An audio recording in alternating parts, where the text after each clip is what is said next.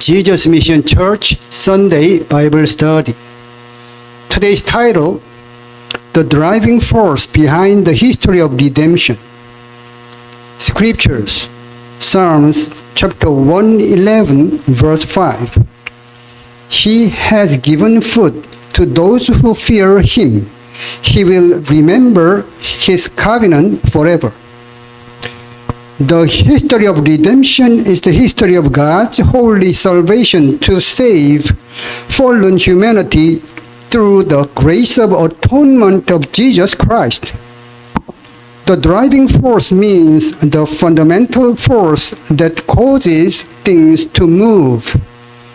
The driving force in physics means the fundamental force or energy that causes the motion of an object or machine.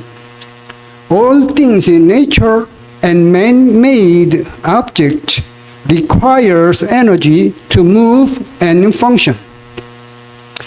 People can also live when they have energy. It is because of energy that a heavy airplane can powerfully rise into the sky and continue to fly for a long time to reach its destination. The history of redemption for the ultimate salvation of fallen humanity also has a fundamental force or fundamental energy that keeps it moving, which we can call the driving force behind the history of redemption.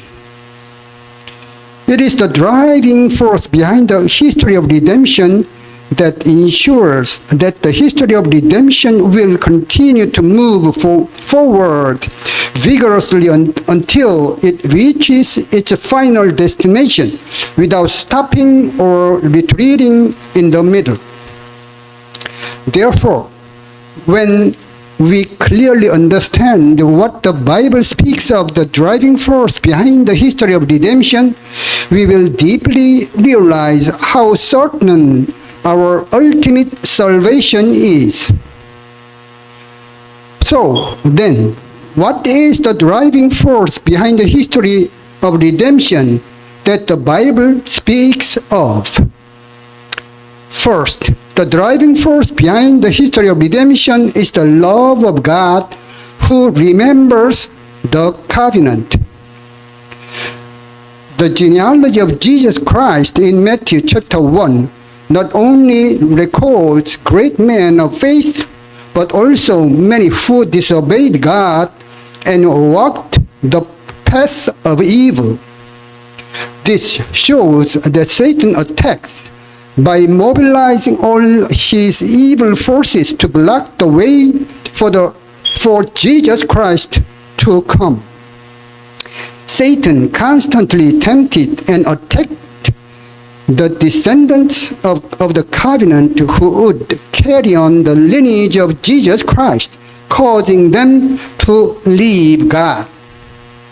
However, the lineage of faith, which seemed as if it would break, never broke, and continued to Jesus Christ because of the love of God who remembers the covenant.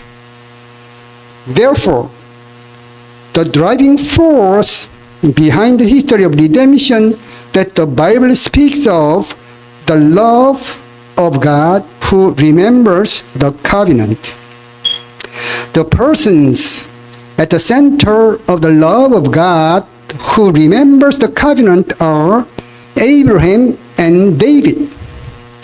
In this sense, the genealogy of Jesus Christ begins with the words, the genealogy of Jesus Christ, the son of David, the son of Abraham. Matthew chapter 1, verse 1. First, God remembered the covenant he made with Abraham and helped the Israelites, Abraham's descendants. God remembered the covenant he made with Abraham, took notice of the Israelites, and led them out of Egypt. Exodus chapter 2, verses 24 and 25 says, So God heard their groaning, and God remembered his covenant with Abraham, Isaac, and Jacob. And God saw the sons of Israel, and God took notice of them.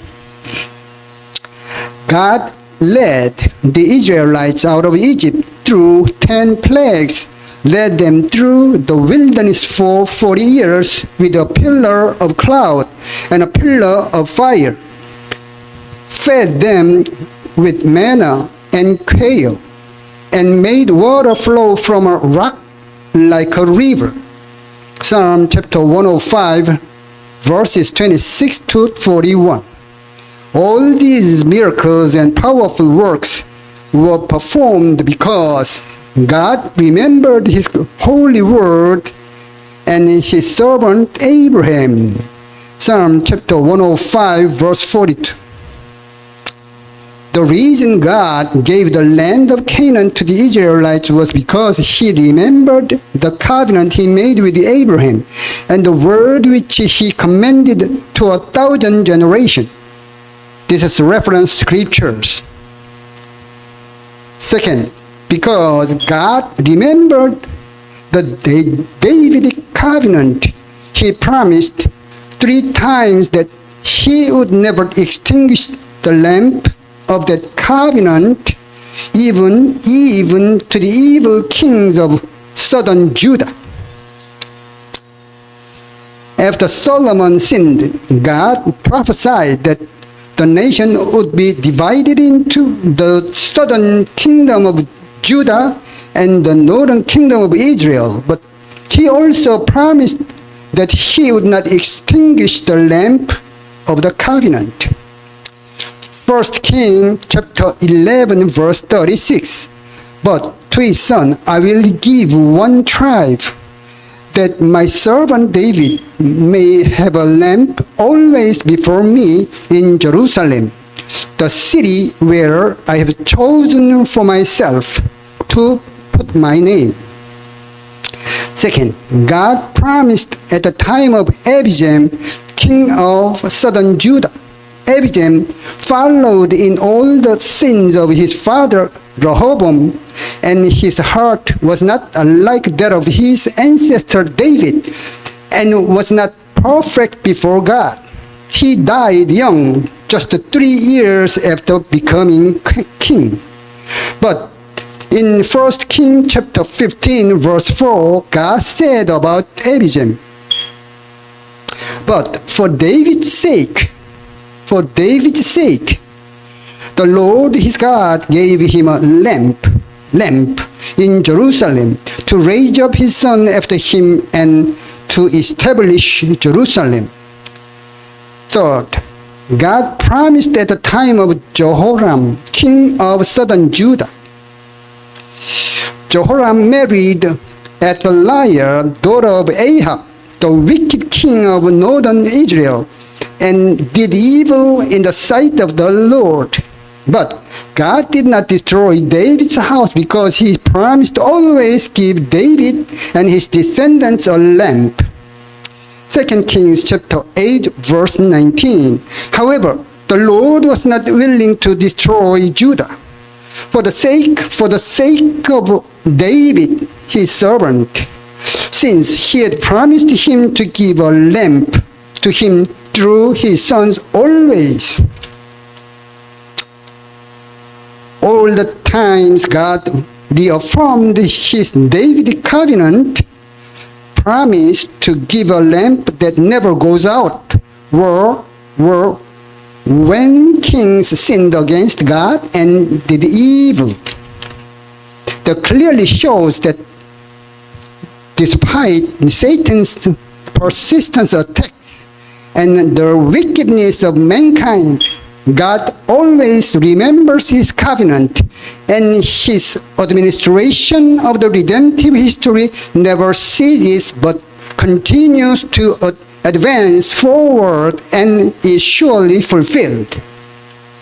If so, the ultimate works of redemption, which saves us from our enemy the devil, will also never be interrupted and will continue to advance despite all the attacks of Satan and the disbelief of mankind. Through the love of God who remembers the covenant and will surely be finally fulfilled. Also, when a believer, the counterpart of the covenant, remembers and keeps the covenant that God remembers, the purpose of the covenant ratification will be fulfilled for him or her. Conversely, not keeping God's covenant, what he deals treacherously against God. Hosea chapter 6 verse 7 said, but like Adam, the Israelites, they have transgressed the covenant. There they have dealt treacherously against me. Psalm chapter 103 verses 17 and 18 says, but the loving kindness of the Lord is from everlasting to everlasting on those who fear him, and his righteousness to children's children, to those who keep his covenant and who remember his precepts to do them. When we look at these verses, we see those who keep covenant, those who keep God's covenant are those who fear God. Therefore, we can see that the loving kindness of the Lord is from everlasting to everlasting on those who keep his covenant, and his righteousness to children's children. Big second, the driving force behind the history of redemption is the zeal of God, who works tirelessly to accomplish the salvation of fallen humanity. Isaiah chapter 9 verses 6 and 7. Let me read. For a child will be born to us, a son will be given to us, and the government will rest on his shoulders, and his name will be called Wonderful Counselor, Mighty God, Eternal Father, Prince of Peace. There will be no end to the increase of his government or of peace on the throne of David and over his kingdom, to establish it, to uphold it with justice and righteousness from then on and forevermore. The zeal of the Lord of hosts will accomplish this. First of all, these phrases are the prophecy about the first coming of Jesus Christ. Jesus Christ came to this earth as a man whom the Word became flesh. His true nature, mighty God, eternal Father, and Prince of Peace. But ultimately, these phrases are the prophecy about the second coming of Jesus Christ. If the second coming Christ comes, there will be no end to the increase of his government or of peace on the throne of King of Kings and over his kingdom, to establish it and to uphold it with justice and righteousness from then on and forevermore. In this way, Isaiah chapter 9 verses 6 and 7 is the core of the redemptive history, which condenses all of God's administration of the redemptive history, including the first and second coming of Jesus Christ. The amazing things that it is because of the zeal of God that all of these can be fulfilled. In other words, the zeal of God is the driving force to fulfill the redemptive historical administration. Here, the word of zeal is in Hebrew kin'ah, which means passion, jealousy. Numbers chapter 25, verse 11, you can refer. This does not mean the envy or jealousy of foolish people who destroy themselves, but rather the passionate and exclusive love and saves his people and makes them love only God. 2 Corinthians chapter 5 verse 14. It signifies the passion of cosmic love that restores all things that are out of order. And it signifies the passion of love that God, who is greater than all things, came to this earth with incarnation.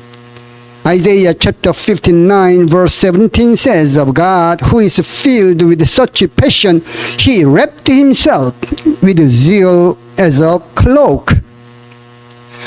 Songs of Solomon chapter 8 verses 6 and 7 describes this passionate love in more detail. Put me like a seal over your heart, like a seal on your arm. For love is as strong as death. Jealousy is in Hebrew kin'ah. Jealousy is as severe as Sheol. It flashes of fire, the very flame of the Lord. Many waters cannot quench love, nor will rivers overflow it. If a man were to give all the riches of his house for love, it would be utterly despised. Therefore, the zeal of God is an unquenchable eternal lamp burning hot within his heart for the salvation of fallen humanity. This lamp of zeal is illuminated brightly through the covenant of the Old and New Testaments and finally reached its culmination in the cross of Jesus Christ. The verse that expresses this fact in one sentence is Romans chapter 5 verse 8. But God demonstrates his own love toward us, in that while we were yet sinners, Christ died for us. Even now, on the cross of Jesus Christ, the lamp of God's zeal for the salvation of mankind burns brightly and unquenchable. So, to whom will the lamp of God's zeal burning brightly on the cross of Jesus Christ be transferred? When we look at the 2 Corinthians chapter 11 verse 2, we can see the lamp of God's zeal was clearly transferred to the Apostle Paul. 2 Corinthians chapter 11 verse 2. For I am jealous for you with a godly jealousy. For I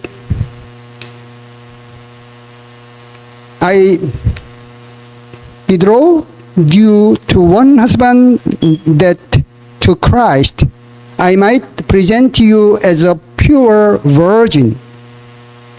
Here, with a godly jealousy is deugello in Greek. This is the word that emphasizes that the Apostle Paul possessed the holy passion of God. In the second half of Isaiah chapter 9 verse 7, the zeal of the Lord of hosts, the Hebrew word for zeal, kin'ah, is translated in the Septuagint LXX as jealous. The same word used in 2 Corinthians chapter 11 verse 2. Same word. What was the key reason why the lamp of God's zeal was transferred to the Apostle Paul? This is because the Apostle Paul thoroughly realized that even though he was found blameless to the righteousness which is in the law, he was a still sinner who could not stand before God.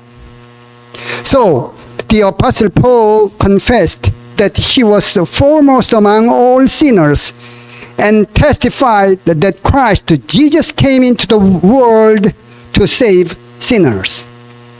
1 Timothy chapter 1 verse 15 says, it is a trustworthy statement deserving full acceptance that Christ Jesus came into the world to save sinners, among whom I am foremost of all. Mephibosheth, the son of Jonathan, confessed to King David, who had shown him kindness, that he was a dead dog. That I'm a dead dog. Reference scripture, 2 Samuel chapter 9, verses 7 and 8. Mephibosheth, who was lame in both feet and was King Saul's grandson, would never have survived without the special grace of King David. Even if he survived, he would have to live a miserable life, because Mephibosheth accurately understood his own situation. He confessed that he was a dead dog. A person who is thoroughly aware of his own sinfulness will be able to confess from the bottom of his heart, like Mephibosheth, that he is a dead dog. I'm a dead dog. God, I'm a dead dog. And to such a person, the lamp of God's zeal, which still burns brightly on the cross of Jesus Christ, will surely be transferred just as it was to the Apostle Paul. Such a person will live with endless gratitude and emotion for the grace of redemption through the cross of Jesus Christ, and will repay that grace with all his heart and all his life. We all deeply realize that without the benefits of Jesus' cross, we would all live in a helpless state like dead dogs, and ultimately be punished by eternal hell. I pray in the name of the Lord that we will not only illuminate ourselves with the lamp of God's zeal that still burns brightly on the cross of Jesus Christ, but also become messengers of light that brighten this dark world. Let us pray. Dear Father God, thank you that we worship God and receive the word of life on this holy and blessed Sunday. Please bless us so that we may clearly understand God's administration of the redemptive history through the Bible study, and not only inherit the kingdom of heaven prepared before the creation of the world, but also be used as the main characters of the great history of redemption. Please bless us to become true covenant people who respond with honest faith to the love of God who remembers the covenant.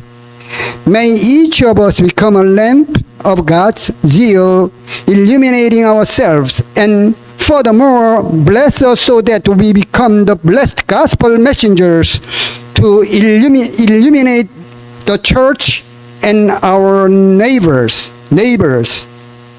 When we receive God's words, please bless us so that we can experience the heavenly miracle that our difficult problems will be solved. I pray for all of these in the precious name of Jesus Christ. Amen. Hallelujah. I hope and pray you will have another wonderful and graceful week in the grace of God. Thank you.